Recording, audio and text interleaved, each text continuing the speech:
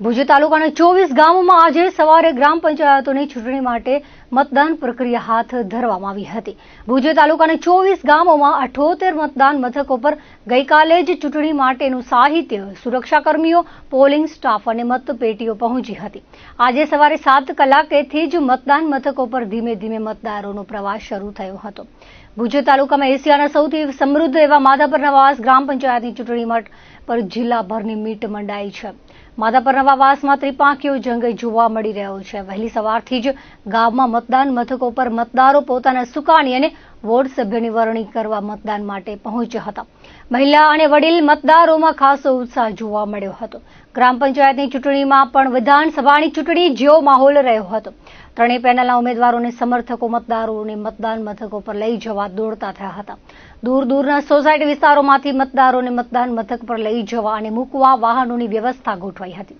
છેલ્લા 10 વર્ષથી અમારી ટીમ સંપૂર્ણ ત્રિપાંખીય જંગ છે, એટલે સૌ કાર્યકરોની મોટી ત્રણેય પક્ષે ફોજ છે અને 10 દિવસથી માધાપરના ડોર ટુ ડોર, ઘર ટુ ઘર પ્રચાર થયો છે અને વાતાવરણ વિધાનસભાની ચૂંટણીમાં હોય તેવો માહોલ છે અને સવારથી જ મતદારોમાં પણ ઉત્સાહ છે। અત્યારે બપોરે 2 વાગ્યા છે તો 45% આસપાસ મતદાન થયું છે અને બપોર પછી પણ ભારે મતદાન થશે।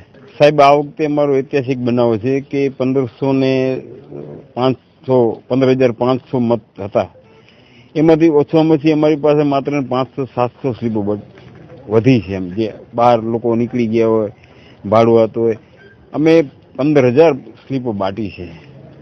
ડોર ટુ ડોર જઈ માણસ 12 ગામ હોય તો તેનો સંપર્ક કર્યો છે।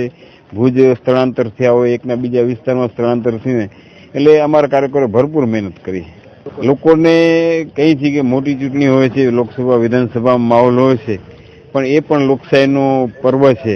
પણ આ સૌથી વિશેષ પર્વ જનપ્રતિનિધિ, કે આજે 18 વોર્ડ છે તો 18 પ્રતિનિધિ, એક સરપંચ, 19 લોકોનું પ્રતિનિધિત્વ, એટલે સાચો જે લોકશાહીનો પાયો છે એ ગ્રામ પંચાયત છે, તો એમાં વધારે ઉત્સાહભેર ભાગ લેવો જોઈએ। ચૂંટણીમાં અત્યારે અમારે એવો સરપંચ જોઈએ જે ગામનો વિકાસ કરી શકે અને એવા સભ્ય જોઈએ જે આપણે સંકટ સમય કામ આવે। વધારે પડતા રોડો સારા થાય અને ગટર લાઈન જ્યાં નથી ત્યાં ગટરોની સગવડ કરી આપે। માધાપર ઉપરાંત વર્ધમાન નગર, ભુજોડી, કાલી તલાવડી, ચુનડી, ગજોડ, મિર્જાપર, ભારાપર, સામત્રા, સરલી, વડજર, વડદિયા, હાજાપર, પદર, ધાણેટી, કણિયાબે, નાડાપા, ધ્રંગ, હોડકો, ભુજોડી, વરલી, થરાવડા, જાંબુડી, ખેંગારપર, રાયધણપર ગામમાં શાંતિપૂર્ણ મતદાન ચાલી રહ્યું છે। ભુજ તાલુકાના 32,758 સ્ત્રી, 32,878 પુરુષ મતદારો સહિત કુલ 65,636 મતદારો 24 ગ્રામ પંચાયતોના ઉમેદવારોનો ભાવિનો ફેસલો કરશે। 25મી જૂન બુધવારે મતગણતરી હાથ ધરાશે તો ભુજ તાલુકાના નારાયણપરમાં સરપંચની પેટા ચૂંટણી યોજાઈ છે। જોકે મતદાન શરૂ થયાના શરૂઆતી કલાકોમાં મતદાન મથક પર શુષ્ક માહોલ જોવા મળ્યો હતો। માધાપર નવાસની ગ્રામ પંચાયતની ચૂંટણીમાં સરસ્વતી વિદ્યાલય, રામનગરી પ્રાથમિક શાળામાં વીજ પુરવઠો ખોરવાઈ જતા મુશ્કેલી સર્જાઈ હતી। માધાપર નવાસ વિસ્તારમાં વીજ પુરવઠાની સતત અવરજવરથી પોલિંગ સ્ટાફ બફારાથી ત્રસ્ત થયો હતો। અમારે ગામ તરફથી ગ્રામ પંચાયતની ચૂંટણી ચાલી રહી છે, બહુ શાંતિપૂર્વક ચાલી રહી છે। અમારા સરકાર તરફથી બહુ પોલીસનું સ્ટાફનું બહુ બંદોબસ્ત છે, બહુ સારામાં સારો છે।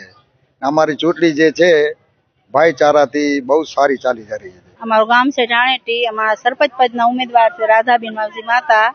અમારે શાંતિપૂર્વક મતદાન થઈ રહ્યું છે, મીડિયા દ્વારા તમે જોઈ શકો છો। અમારે અહીંયા શાંતિપૂર્વક મતદાન ચાલુ છે બંને સ્કૂલમાં। સરપંચ તરીકે ફોર્મ ભર્યું છે અને આ બધું કામકાજ થઈ જાય એના માટે મેં સરપંચ તરીકે મેં ઉમેદવારમાં ઊભી રહી છું। આપણે આંબેડકર નગરમાં, મિર્જાપર આંબેડકર નગરમાં, અને આ બધું એ લોકોનો બધું વિકાસ થાય અને આજ મતદાનની ચૂંટણીનું સભા છે, બહુ મજા આવી છે।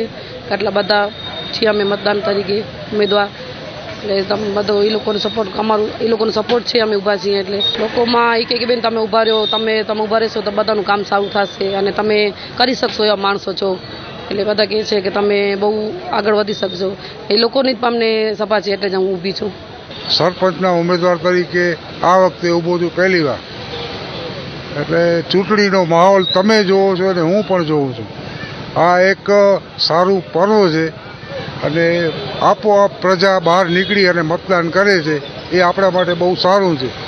અગાઉ મતદારોને લઈ આવવા પડતા હતા મતદાન કરવા માટે. આ વખતે સ્વયંભૂ મતદારો મતદાન કરવા માટે બહાર નીકળ્યા છે. એ મતદારોનો હું આભાર માનું છું અને કોઈ પણ જાતનો રાગ દ્વેષ છોડી મતદાન પૂર્ણ કરે એવી મતદારોને હું અપીલ કરું છું. તેમજ આ વખતે ઉમેદવાર જીતશે એટલે કામ બહુ કઠિન છે અને એ કઠિન કામ પૂર્ણ કરવાની અમારામાં શક્તિ છે અને પૂર્ણ કરી બતાવશું.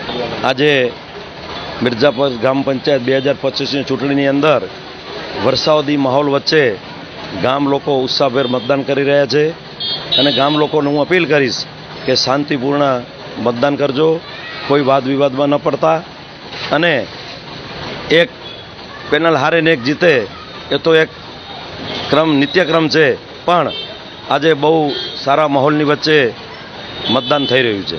આજે હું વોટ દેવા આવી છું. આ મારો પ્રથમ વોટ હતો. હું પ્રથમવાર વોટ આપ્યો છે. આનાથી પહેલું હું ક્યારેય વોટ નથી આપ્યો. વોટ દેવું ખૂબ જ જરૂરી છે. ગામનો વિકાસ થઈ શકે. છેલ્લા 3-4 વર્ષથી ગામમાં સરપંચ જ નહોતો અને ઘણા વર્ષોથી ગામમાં વિકાસ પણ નથી થયું.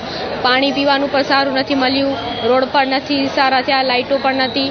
બસ અમારું ઈચ્છ છે કે વોટ દેવા આવી તો સારો વિકાસ થાય ગામનો અને સારા માણને પાણીને પીવાનું એટલીસ્ટ પાણી મળી શકે. પાણી તો એની બેઝિક નીડ છે, તો પાણી એને મળી શકે. સરપંચ એવા જોઈએ કે માણસો વિશે વિચારવું જોઈએ. વિકાસ એનો પ્રથમ ઉદ્દેશ્ય હોવો જોઈએ અને કામ કરવું જોઈએ. એને કીધું છે કે અમે આ કરીને આપશું તો એને કરીને આપવું જોઈએ. હું અહીંયા પહેલી વખત વોટ દેવા આવી છું. આ મારો પહેલો અનુભવ છે. વોટ દેવો તે એક વોટ બહુ મહત્વનો છે. આપના ગામના વિકાસ માટે કે દેશના વિકાસ માટે એક મતદાન જરૂરી છે. હું એમ જ કહેવા માંગીશ કે તમે કોઈ પણ જાતનો વોટ દેવો, કેમ કે આપનો જ વિકાસ થવાનો છે, ગામનો જ વિકાસ થવાનો છે. મિર્જાપર ગ્રામ પંચાયતની સરપંચ પદનો ઉમેદવાર અને આજે લોકશાહીનો પર્વ એટલે ચૂંટણી. આજે ચૂંટણીના તમે જોશો તો આ ખૂબ જ મોટા માહોલની અંદર વોટર્સ છે એ બહાર આવ્યા છે.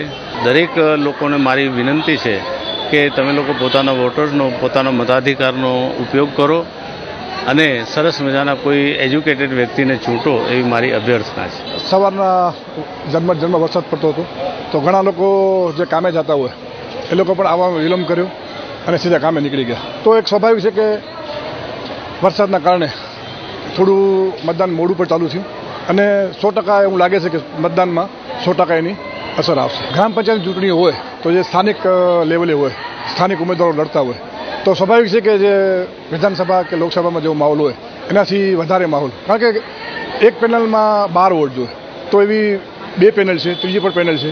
તો જ્યારે 30 ઉમેદવારો ચૂંટણી લડતા હોય તો 30 ઉમેદવારો હોય કે એના સપોર્ટરો હોય તો એ સીધું હોય છે કે ભાઈ ઉત્સાહ હોય ગામમાં અને વધારે પડતા લોકો ચૂંટણીમાં ભાગ લેતા હોય.